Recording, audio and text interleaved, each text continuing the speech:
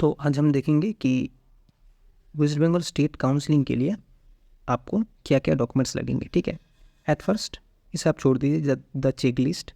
मतलब एक check list आपको कॉलेज देगा, वो आपको जो एडमिट जो आप ओरिजिन जो डॉक्यूमेंट्स आपने दिया है वो सब मतलब सब ठीक ठाक दिया कि नहीं, वो सब एक चेक लिस्ट आपको सबमिट करना पड़ेगा। तो ये आप छोड़ दीजिए। ठीक है, तो मेनली जो है वो है कॉलेज एडमिशन फॉर्म। ये आपको कॉलेज देगा। ठीक है, कॉलेज आपको एक एडमिशन फॉर्म देगा, उसे आपको फिल करना पड़ेगा वहाँ पे और साइन करके आपको सबमिट करना पड़ेगा। ठीक है, ये कुछ इस तरह दिखता है। ठीक है, ये देखिए, ये कॉलेज वाइज वेरी करेगा। कॉलेज के पास अपना अपना एक एडमिशन फॉर्म रहता है। ठीक है, सो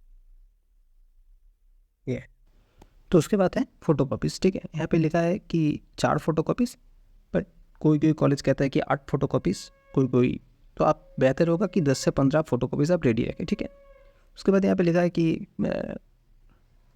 रोल नंबर, मतलब name, roll number, date of birth, ये सब आप मेंशन करके एक स्टेबल करके, पर ये कॉलेज वाइज वेरी करता है। ठीक है, तो मेनली यहाँ पे photo copy passport size photo आप 10 से 15 आप लेके जाइएगा। ठीक है, और प्रेफर करेंगे कि नीट का जो फ़ोटो है उसी तरह रहे कि आपका फ़ोटो नीचे आपका नेम और डेट। ठीक है, ओके, सो 3 हो गया। 4 है फ़ोटो आईडी प्रूफ। इसमें voter I card, Aadhaar, passport और ड्राइविंग लाइसेंस में से चारों में से कोई एक हो सकता है। इसका आपका जेरोक्स ही लगेगा। ठीक है, ओरिजिनल नहीं लगेगा, पर आप ले जाइएगा ओरिजिनल। ठीक है, उसके बाद है डेट ऑफ बर्थ प्रूफ। ठीक है, इसमें है बर्थ सर्टिफिकेट, सेकेंडरी और हायर सेकेंडरी का एडमिशन एग्जामिनेशन एडमिट कार्ड और मार्कशीट, एनी बोर्ड एग्जामिनेशन का मार्कशीट।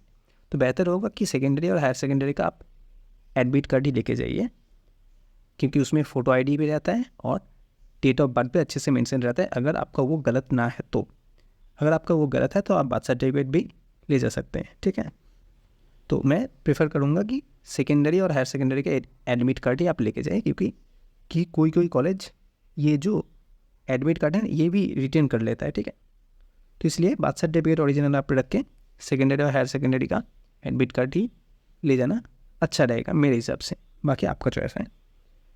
उसके बाद है सीट अलॉटमेंट लेटर। ये आपको मिल जाएगा साइट से, आपका जो कॉलेज अलॉट हुआ है उसको मतलब उससे। उसके बाद है नीट यूजी 2024 का एडमिट कार्ड। उसके बाद है रैंक लेटर। ठीक है, ये तो आपके पास है ही, और अगर ना है तो आप इंडिया के साइट से डाउनलोड भी कर सकते हैं। ठीक है, उसके बाद है क्या, सर्टिफिकेट ऑफ 10+2 बोर्ड एग्जामिनेशन। जो एचएस का जो सर्टिफिकेट है उसे आपको ले जाना पड़ेगा। और हाँ, ये ओरिजिनल जो सर्टिफिकेट है ये कॉलेज रख लेगा अपने पास। ठीक है, ये रिटर्न कर लेगा। ठीक है, और ये आपका जब कॉलेज कंप्लीट होगा उसके बाद ही ये सब ओरिजिनल डॉक्यूमेंट्स आपको वापस दिया जाएगा। ठीक है, उसके बाद है क्या, मार्कशीट। और एचएस का मार्कशीट लगेगा, 10+2 बोर्ड एग्जामिनेशन का मार्कशीट लगेगा, ये भी ओरिजिनल को रख लिया जाएगा कॉलेज में ही। उसके बाद कास्ट सर्टिफिकेट SC ST का, या फिर OBC, अगर PWD है तो PWD, या फिर EWS का सर्टिफिकेट भी ओरिजिनल कॉलेज रिटर्न कर लेगा। ठीक है, ये सब हो गया।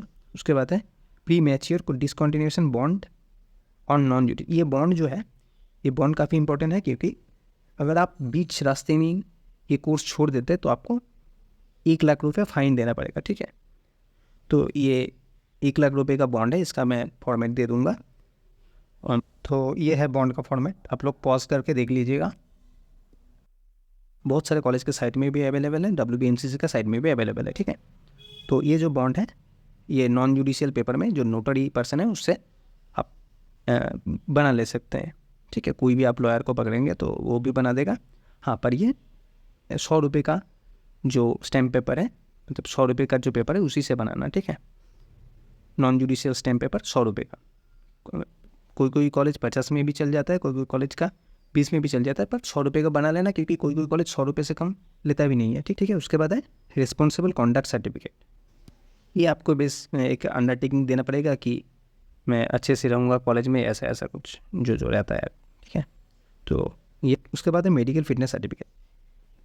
ये आप कोई भी एक प्रैक्टिशनर, मतलब जो रजिस्टर्ड मेडिकल डॉक्टर है, एलोपैथी का प्रैक्टिशनर है, उससे आप फिल करके और साइन करके एक सर्टिफिकेट बना लीजिएगा इस फॉर्मेट में, ठीक है।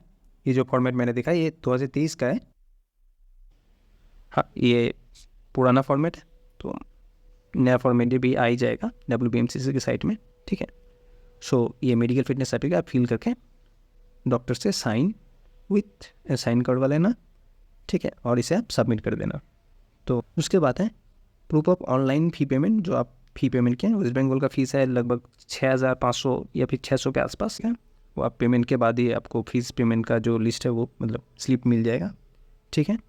उसके बाद है ये ऑनलाइन में भी हो सकता है, अभी तो ऑनलाइन में चली जाता है सबका, या फिर कैश में भी हो सकता है, ठीक है।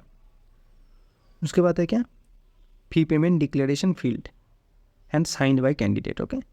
सो यहाँ पे उसके बाद है डोमिसाइल सर्टिफिकेट। तो डोमिसाइल सर्टिफिकेट में क्या होता है, E1 E2 और B रहता है।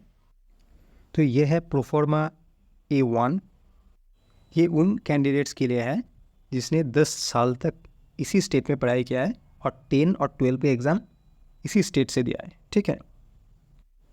तो यहाँ पे दिया हुआ है कि किस किस से आप प्रोफॉर्मा A1 साइन करवा सकते हैं या फिर बना सकते हैं, जैसे कि DM, ADM, SDO एट्सेट्रा, यहाँ पे पूरा लिखा हुआ है, ठीक है। आप पॉज करके देख लीजिएगा। उसके बाद है ये प्रोफॉर्मा B, ये उन लोगों के लिए जो कैंडिडेट यहाँ का नहीं है पर उसके फादर या फिर मदर 10 साल से ज़्यादा वेस्ट बंगाल का रेजिडेंट है, ठीक है। तो ये डोमिसाइल सर्टिफिकेट आपको लगेगा, ये स्टेट कोटा के लिए, ठीक है। जो स्टेट का है उसको डोमिसाइल सर्टिफिकेट लगेगा।